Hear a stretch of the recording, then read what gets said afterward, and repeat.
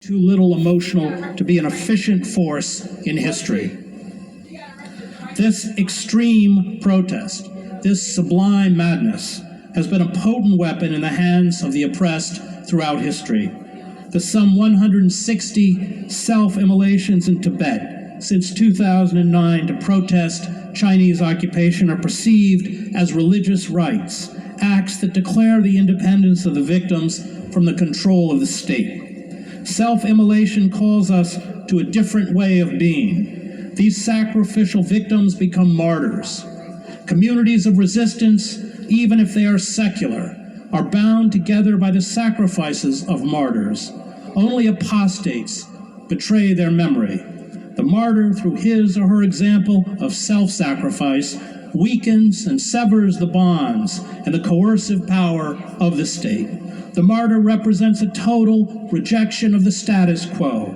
This is why all states seek to discredit the martyr or turn the martyr into a non-person. They know and fear the power of the martyr, even in death. Daniel Ellsberg in 1965 witnessed a 22-year-old anti-war activist, Norman Morrison, douse himself with kerosene and light himself on fire. The flames shot 10 feet into the air outside the office of Secretary of Defense Robert McNamara at the Pentagon to protest the Vietnam War.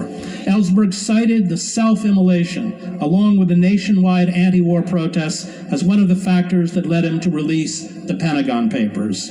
The radical Catholic priest, Daniel Berrigan, after traveling to North Vietnam with a peace delegation during the war, visited the hospital room of Ronald Brazzi.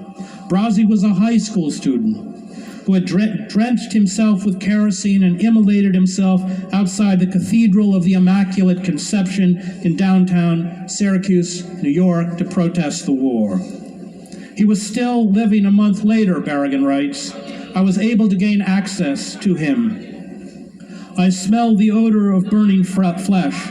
I understood anew what I had seen in North Vietnam. The boy was dying in torment. His body was like a great piece of meat cast upon a grill. He died shortly thereafter. I felt that my senses had been invaded in a new way. I had understood the power of death in the modern world. I knew I must speak and act against death, because this boy's death was being multiplied 1,000-fold in the land of burning children. So I went to Catonsville because I had gone to Hanoi.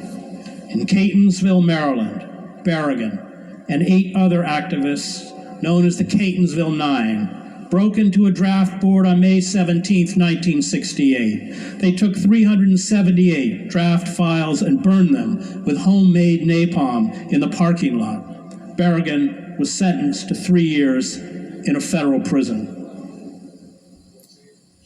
He also baptized my daughter. I remember that. I was in Prague in 1989 for the Velvet Revolution. I attended the commemoration of the self-immolation of a 20-year-old university student named Jan Palach. Palach had stood on the steps outside the National Theater in Wenceslaw Square in 1969, poured petrol over himself, and lit himself on fire. He died of his wounds 3 days later. He left behind a note saying that his act was the only way to protest the Soviet invasion of Czechoslovakia, which had taken place 5 months earlier. His funeral procession was broken up by police. When frequent candlelight vigils were held at his grave at the Osani Cemetery, the communist authorities, determined to stamp out his memory, disinterred his body, cremated it, and handed the ashes to his mother. During the winter of 1989, posters with Palach's face covered the walls of Prague. His death, 2 decades later, was lionized as the supreme act of resistance against the Soviets and pro-Soviet regime installed after the overthrow of Alexander Dubček. Thousands of people marched to the square of Red Army soldiers and renamed it Jan Palach Square. He won. One day, if the corporate state and apartheid state of Israel are dismantled, the street where Bushnell lit himself on fire will bear his name. He will, like Palach, be honored for his moral courage.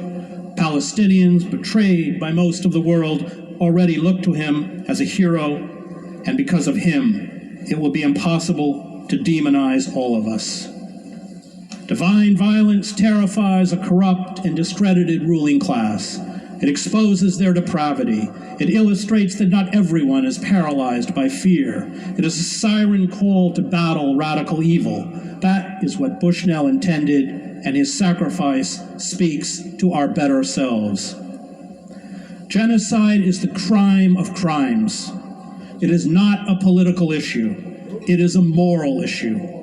Defying genocide and rejecting all complicity with those who commit genocide is a moral imperative.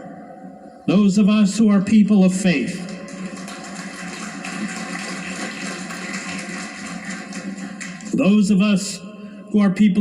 are called to invert the world's value system.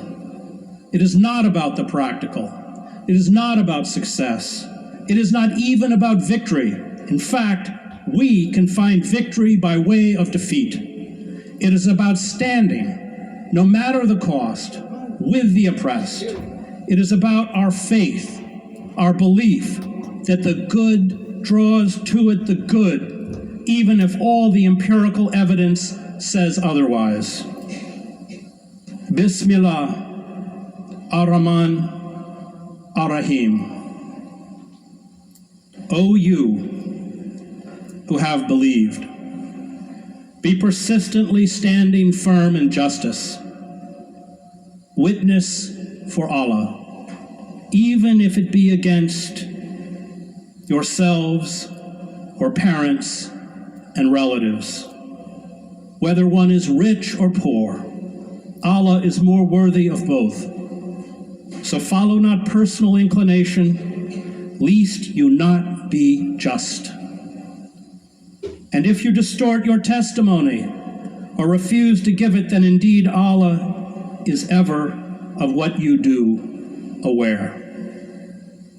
The days ahead will be dark and frightening, but as Immanuel Kant reminded us, if justice perishes, human life on earth has lost its meaning. And this is our task, to fight, no matter the cost, for justice, to fight, no matter the cost, for the sacred, to fight, no matter the cost, for life, to fight, no matter the cost, to free our Palestinian brothers and sisters from the river to the sea.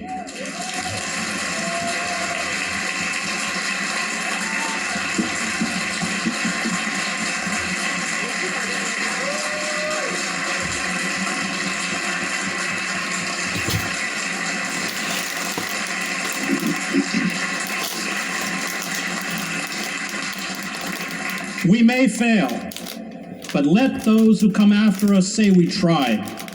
We were true to our call as Muslims, as Christians, and as Jews, that we stood with the oppressed, knowing that when you stand with the oppressed, you are treated like the oppressed.